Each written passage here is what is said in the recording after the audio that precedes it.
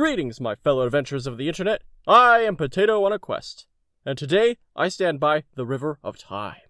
For the most part, this river is just an ordinary river, but there are stories of lore that say that this river is watched over by the Goddess of Life. The folklore says that if one manages to successfully swim against the currents of the River of Time, the goddess will bless such champions with the power to travel through time.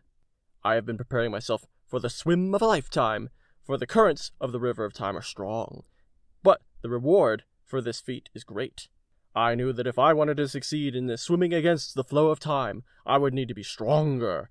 So I have been practicing and carefully preparing for this moment by repeatedly throwing myself in the clothes washer until able to withstand being tossed about. I will literally revisit my childhood yet. Geronimo! Oh, this is so much stronger than expected! Deep in the mysterious Bustani jungle, far away from the world of men, lives a potato on his never-ending quest to do a thing.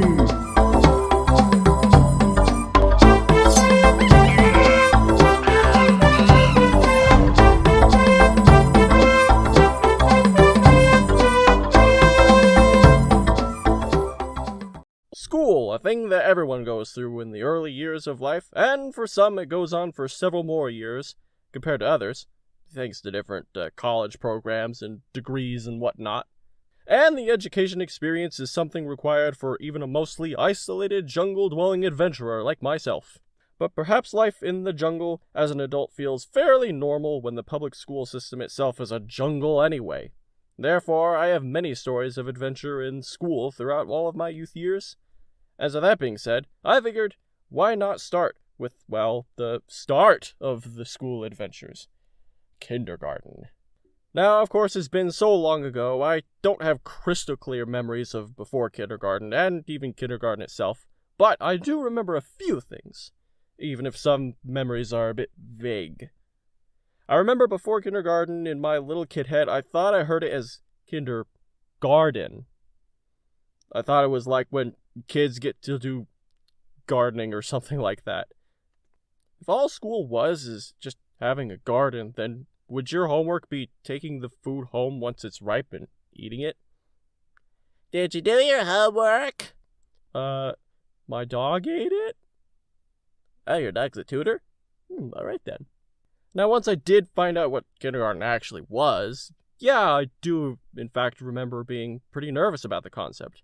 I mean, I was so used to being with mommy all day, spending all my time doing things like stories, or drawing, or videos.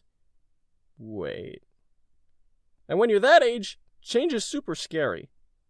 And now I was to leave my home, my whole world, every day to go to some place where a lady I barely know will be the boss of me and a whole group of other 5-year-olds that I've never met before? You told me not to talk to strangers, Mom! I became a little more comfortable with the idea when my parents and I actually met the kindergarten teacher before school started.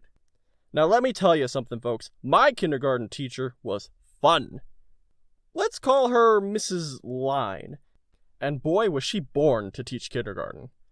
She knew exactly how to get the 5-year-olds excited for adventures in the early school experience. She just had this big, friendly smile, but not like in a creepy way. I just remember once I met her, I was like, hey, this lady's cool. But I'm sure there was more to her than just a friendly smile. In fact, I guarantee that underneath, this woman was like some kind of skilled animal trainer. After all, according to the Bustani Jungle Guide, one of the most wild jungle inhabitants you could ever encounter are kindergarten children. It's an unfortunate fact that literally everyone has been or will be a kindergarten child at one point in their lives. And I know I was no exception to the type of 5-year-olds full of energy. I used to be that one kid that was always intent on doing silly antics for a laugh, like pretending to eat my own face. So I honestly don't remember how she dealt with such rambunctiousness. But since growing up, I have seen the elementary school staff work their magic with adult eyes, and it is fascinating. One time in a church congregation I was a part of, there was this one occasion where a group of adult guys, including me, ended up being tasked with watching over a bunch of young elementary-age kids. The whole thing with that is its own story, but the important part for this subject is that myself and almost everyone were obviously way out of their element. The kids were being loud, they wanted to start running all around, and we didn't know what to do. But luckily, there was one there who actually was an elementary school principal. So, this guy, he manages to circle all the kids around. He sits down on the ground with them and says, "If you can hear me, touch your nose," without raising his voice much either. Some kids touched their nose. Others were still being loud and poking their neighbors or whatever. And then he says, "If you can hear me, touch your head." Some kids did. Others didn't, but most of the ones that followed the instructions were silent. "If you can hear me, touch your cheek." More kids actually did it this time, and so the clamor starts to die down a little. And he just keeps on saying things like this over and over. All the while, the kids have his attention more and more. And then, by the end, they're absolutely silent. And his voice is now almost a whisper. And that's how he had the kindergarten children in complete control. Boom! Amazing! Such a testament to the mad wildlife taming skills of the elementary school staff. So that may not have been my kindergarten teacher or her method. I mean, I think I vaguely remember my kindergarten teacher liking to use songs a lot. She loved to sing. I don't know. The point is that working with young kids is a noble feat, so shout out to Mrs. Line. So the first day of kindergarten, us little ones were all gathered in a circle around Mrs. Line, and she was going to have us take turns standing up next to her to introduce ourselves a little to the rest of the class. Makes sense enough. Well, for some reason, I had it in my little kid mind that the teacher was going to call on me first. I have no idea why I was convinced of this. Maybe I really thought I was all that in a bag of chips or something. I don't know. That didn't last long, let me tell you. I'm not that kind of person, really. So, just as she was picking someone to stand up next to her, I started to stand up. But in that moment, she said someone else's name.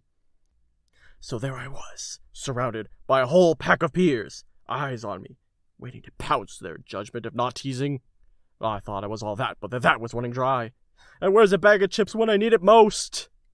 So yeah, to try and recover from this mistake, I tried pretending that I was just doing a little dance thing in my spot. That probably just made me look even more silly.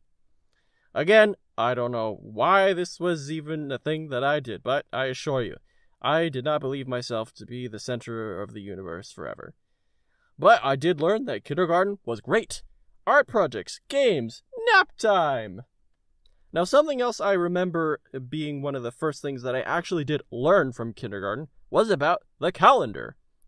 One day, I want to say it was probably the first day of school that year, we all gathered around the wall where the calendar was hung, and the teacher said, "Right now, we are in the year 2000.